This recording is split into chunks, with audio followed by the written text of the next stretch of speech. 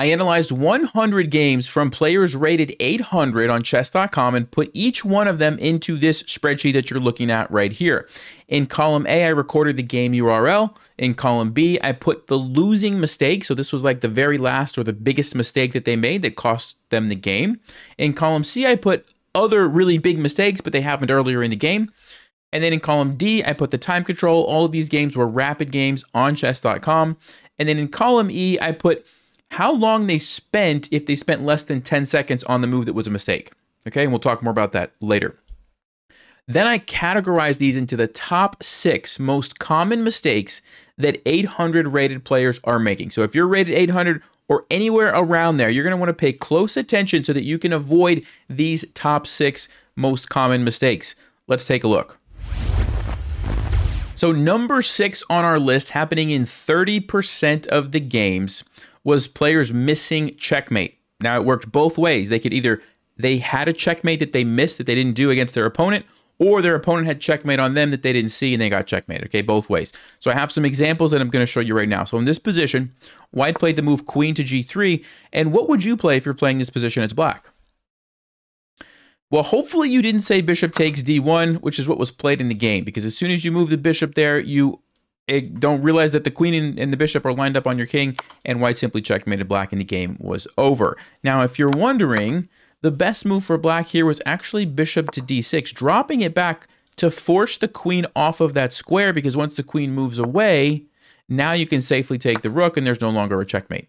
Okay, so that was kind of the idea here. Now, out of these missed checkmates, there was 30 of them, so 30%. 11 of them were mate in ones. So like this one that we just looked at was an example of a mate in 1. Okay, just one move, checkmate. 5 of them were mate in 2s.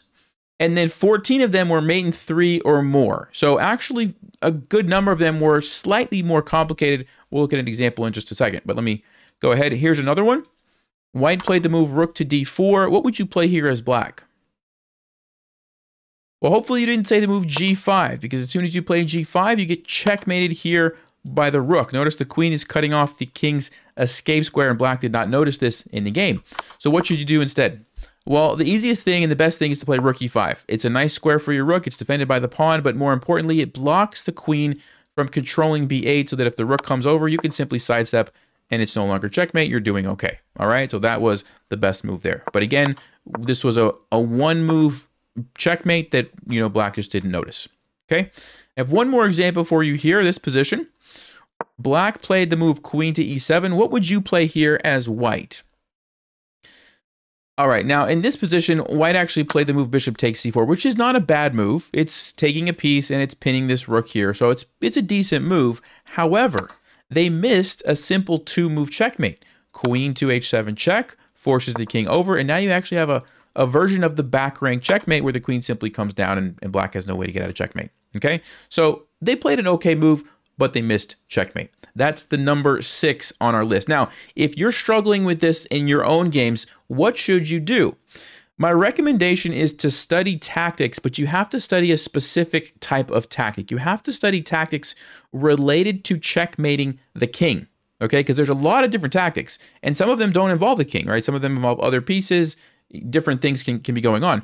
So there's a book that I recommend, 1001 Brilliant Ways to Checkmate. That's what I grew up on as a kid. It's very good. It has a lot of specific tactics related to checkmating. And the other thing that you can do is check out my brand new course, which is actually opening up in just a couple of days, Breaking 1500. But there's a section in that course on tactics. And inside that section, there's a couple of lessons specifically dealing with checkmates. So this is better than just random puzzles on chess.com, because on chess.com, you don't know if you're going to get any that are related to the king. Okay, so definitely keep an eye out for that, opening up in a couple days on July 15th. All right, let's keep going. Number 5 on our list, coming in at 44% of the time, was a mistake related to a knight. Okay, there's a couple of different ways this happened. Number 1 was a fork, as you would expect. The knight just forked something. And then the other thing that I saw was somebody just moved their knight somewhere and it got captured, right? Just kind of like a blundering the piece. Okay, so both of those ways happen. Here's an example. In this position, white played the move knight to e5. Now, what would you play here as black? All right, well, in the game, black decided to play queen to d6. Now, this is a blunder because it walks into knight to c4. Now, what's interesting is black's opponent, white, also did not see this and played some other move. Okay, so both players essentially missed the same thing, a basic knight fork. And if you play knight to c4, black has no way to save the bishop. You gotta move your queen somewhere, but you can't move it anywhere that actually defends the bishop, and so you end up just losing the piece. And what's funny about this position is knight e5 itself threatens the fork on c6. So black was kind of like, oh, maybe they saw that, but then they missed this one. And then white also missed that one. And so there's all kinds of crazy forks here. Like, for example, if you go, let's just say queen c8, knight takes c6 is another fork because you're hitting the bishop and you're also threatening here. And there's another, it's just like forks everywhere. So really interesting example that I wanted to show you guys, but we saw a lot of this. Okay, 44% of the games had some kind of a mistake involving a knight. Here's another example for you. What move would you play here as black? Well, the move that this person decided to play was knight takes c2. And yes, okay, you're going for the fork, but they failed to realize that the queen is just sitting there and simply took the knight. Okay, so that was kind of the other way that we saw knights, not always falling into a fork, but sometimes just losing the piece because it got captured. Okay? All right, let's keep going and move on to number 4.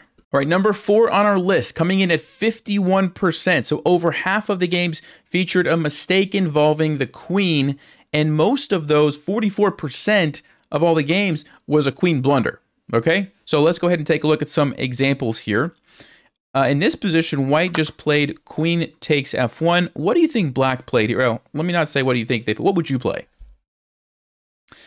All right, well, I don't think very many people are going to suggest the move that this person played, but they played the move queen f6. And yes, that's a free queen. The pawn can simply take it. And what's really amazing about this is that white didn't take it. They played bishop f4. So both players somehow blocked out the fact that this pawn could take the queen, and all they could think about was this, and we get 2 back-to-back blunders, essentially. Okay? So this was very common, just obvious, simple mistakes where somebody just lost a queen. Okay? Let me show you another example. In this position, black played knight takes d4. What do you think white, well, what would you play if you're white? All right, well, the move that was played in the game was queen d3. And they noticed that the queen was attacked here, but they forgot about the bishop and simply lost the queen. Okay, and of course the pawn is pinned, so you couldn't have taken the knight. So that's why they were trying to save their queen, but ended up losing it anyway. So definitely a lot of that, just real obvious one move, oh, there goes the queen.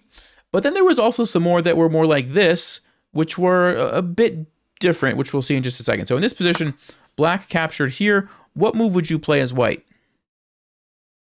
Well, in this game, white decided to take the pawn because they took a pawn. Why not take a pawn back? Nothing's defending the pawn, right? They forgot about the fact that the rook is now attacking the queen. Remember, when this pawn captured, it unleashed the rook to attack the queen. This is called a discovered attack because you move a piece and then something else is attacking, not the piece that you actually move. So those can be tricky. Those are some of the most tricky types of things, especially for beginners to see, and that's what we saw here. They lost the queen. Okay, another example. Black has just played bishop here. What move would you play as white? Well, it's not a good position for white already, but they played knight f1 and allowed the discovered check, which was also an attack on the queen. You have to move out of the check, and then you lose the queen.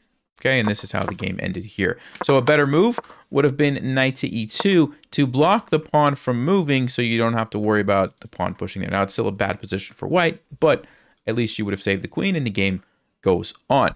Okay, so number 4, over half the games featured some kind of mistake involving the queen. Again, and I know I'm saying it a lot, but Breaking 1500 has another section in the tactics module on discovered checks and discovered attacks. And so if you want to learn more about that, check out Breaking 1500. It opens in a couple of days. It's only open for 5 days. That's why I'm pushing it so hard, because once it closes, you're not going to be able to take advantage of it. So let's keep going with number 3. So the number 3 mistake, coming in at 53% of the time, was related to a mistake with a bishop. And in a lot of those cases, it was just not seeing a bishop. Okay, bishop's a long-range piece, and a lot of these mistakes were just people didn't see that it was on the other side of the board and could take something. Okay, so let me show you a couple of examples of this. In this position, white played rook f1. What move would you play here? All right, well, in the game, black played queen to g8, and they're going for the check on the king. They forgot about the bishop, which can simply take the queen. But what's amazing, again, is that white didn't see it either. So both players fall for it. White plays queen g2 just to block, and then they kind of continue on like nothing ever happened, but both players missed the queen there. So that was a queen blunder, but it was related to not seeing the bishop, okay? And so some of these mistakes actually overlap, right? Like a queen blunder, but then there's the bishop involved. And so that's why these percentages add up to more than 100, by the way, if you're wondering, okay? Let me show you another example here. This one. White plays bishop takes here. What move would you play as black? Well, hopefully you didn't say rook takes e1, because that's what this person played, and they lost their rook for free. The bishop was sitting over there. What's interesting to me is the bishop was right here. It literally just moved, and yet somehow they didn't make the connection and still played, you know, rook takes e1 and lost the rook. So gotta watch out for those long-range bishops. And then here is another example. White plays d3. What would you play here? Well, this person just pushed forward and forgot that the queen could simply take their bishop. So again, we see a discovered attack. Those are very tricky, and they didn't realize it. The best move would have been knight to b4, actually defending that, creating an attack here. And black has a slight advantage if they don't blunder the bishop. Okay, so very, very common, blundering bishops or just not seeing that the bishops could take stuff. All right. All right, the number 2 category on our list, happening in 58% of the games, was related to moving too fast. So if you remember that column that I showed you earlier where I was recording the time, that was only if they spent less than 10 seconds and then made a mistake did I record that. And that happened in 58% of the games, okay? So I'm actually going to show you some of the examples that we already saw, but now I have included the time, and I want you to watch carefully as black plays this move. They have 9 minutes and 2 seconds. They spent 2 seconds to move the queen there where it could be captured by the pawn. Actually, I think this was when I showed you from this viewpoint earlier, but 2 seconds. And then white didn't, you know, they spent some time and still missed it, but this person played it very, very quickly, okay? Let me show you another one here. And again, I think I showed you this one from black's perspective. Watch black's time, 8 minutes, 28 seconds. They move there in 2 seconds. They spend 2 seconds to go check and don't notice the bishop. All right, and then white, I think this one also, yeah, spends 8 seconds, very, very fast as well, to just block and doesn't even take time to check if they can actually just take the queen. And so in 58% of these games, the mistakes that they were making, they didn't even spend 10 seconds on them. And these are in rapid games. And a lot of the situations were just like this. I mean, these people have plenty of time, right? 8 minutes, 6 minutes. The game's almost over. The pieces are basically gone. Plenty of time. Same thing over here, right? They both have 9 minutes. You don't need to like blitz out the moves. And that's what's causing the blunder. So big takeaway here, slow down. If you're rated 800 and you're playing some rapid games, slow down. You're going to avoid a lot of mistakes. And the number 1 most common mistake that 800 rated players are making, coming in at 61% of the time, were mistakes related to the rooks. And in a lot of cases, that was a rook blunder. 58% of the time, it was a blunder, but something has to do with the rook. So let me show you some examples. In this position, white has played check. Black plays king here. What do you think you would play as white? Well, in this game, the person played queen h3 and forgot that the rook was simply attacking their rook and ended up losing the rook for free. Okay, and it was a little bit tricky because the king sidestepped, so they probably felt like there couldn't be a threat since I was the one on the offensive, but they did miss the fact that the rook could just take. Best move in the position, if you're wondering, queen takes f7 check, and you just keep the attack going. White has a good position. Okay, so watch out for those long-range rook moves. All right, let's go to the next one. In this position, white plays bishop e2. What move would you play here as black? Well, in the game, black played rook d7, and that's correct. It's the infamous back rank checkmate. They lost the game immediately. Actually, any rook move, you know, over here, same thing is going to happen, right? And so you really just needed to do anything else, probably b4 to save the pawn. It's most likely going to be a draw, and you're fine. Just got to watch out for the back rank mate, okay? Next up, in this position, black played here. What do you think you would play as white? Well, hopefully you didn't say this like was what was played in the game, because white forgot that the rook on a1 was undefended. By moving this rook, you created an undefended piece, and black simply took it. Okay, all you have to do is take care with the queen. You're up a rook, everything is fine. You're going to win this game, no problem. But they forgot about the rook in the corner. Okay, and you can kind of see lots of different mistakes happened in this same fashion. And one more here. Some of them were a little bit more subtle, like in this position. Black played knight takes e5. What would you play as white? Well, it's already not a great position for white because you just lost the bishop. But in the game, white thought they could simply recapture, but they forgot about bishop takes g2, and they ended up losing the rook. The rook is totally trapped, and there's not really anything you can do about that. Okay, and so this was another way that the rook was involved. A little bit more harder to see than some of the other ones. Okay, but you get the idea. So rook blunders at the top of the list here. And so watch out for those long-range rooks. All right, guys, I hope you enjoyed that. And you may have noticed that on my spreadsheet here, I have these other tabs, 1,000, 1,200, and 1,400 ELO. Those videos are coming very soon, so make sure you stay on the lookout for that. Special thank you to David for helping me go through this data, sort this, analyze it, find all these mistakes. And don't forget, Breaking 1,500 comes out in a few days, July 15th. It's only open for 5 days. And trust me, you don't want to miss that. Thank you guys for watching. I'll see you next time. Stay sharp, play smart, and take care.